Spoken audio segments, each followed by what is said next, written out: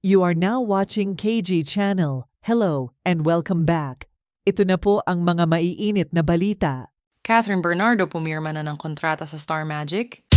Catherine Bernardo, hindi ipagpapalit ang Kapamilya Network sa hirap at ginhawa? Talakayin natin ngayon ang nakatakdang pagpirma ni Miss Catherine Bernardo sa Star Magic o pumananatili po ang top 1 EY lister ng Kapamilya Network na si Miss Catherine sa Star Magic. Sabi nga ng mga netizens ay hindi iiwan ni Miss Catherine ng Kapamilya Network dahil dito siya nag-umpisa, dito siya nag-grow as an artist at dito siya sumikat at nakilala. Kung matatandaan nga, noong panahong humaharap ang Kapamilya Network ng isang malaking problema dahil sa pag-shutdown ng kanilang istasyon ay isa si Miss Catherine ang dumalo sa rally para ipakita ang suporta sa kanyang mga boses sa Kapamilya Network at sa mga manggagawa ng istasyon, ganun din si Mr. Daniel Padilla. Marami nga ang nag-aabang na para sa pagpirma ng kontrata ni Miss Catherine Bernardo bukas.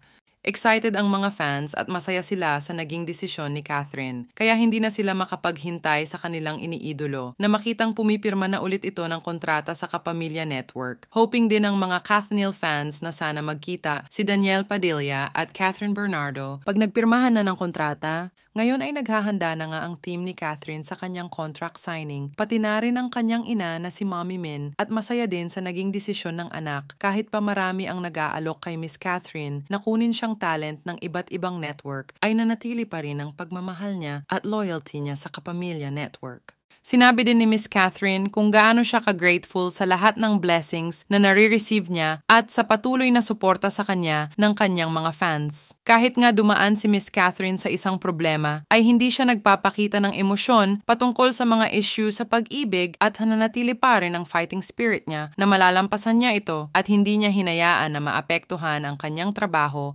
dahil lang sa problema niya sa kanyang ex-boyfriend. Pinakita rin niya kung paano niya i-handle ang isang sitwasyon na may class kahit pa siya ay nasasaktan at nahihirapan. At kung pwede siguro ay ayaw niya na muna makita si Mr. Daniel Padilla pero inuuna pa rin niya ang responsibilidad sa trabaho at mga fans niya, ganyan. Nga ka-professional si Miss Catherine. Excited na nga ang mga fans na makita si Catherine sa contract signing at sa mga upcoming projects niya kasama ang ibang mga artist. Kaya let's wish her luck and congratulate her at pati na rin si Mr. Daniel Padilla. Ano po ang masasabi nyo sa talakayang ito? Kung mayroon kayong payo, opinyon, saloobin, o kuro-kuro, please leave a comment. At kung nagustuhan nyo naman ang video na ito, give me a thumbs up, hit the notification bell para updated kayo sa mga bagong videos, and don't forget to subscribe. Salamat po.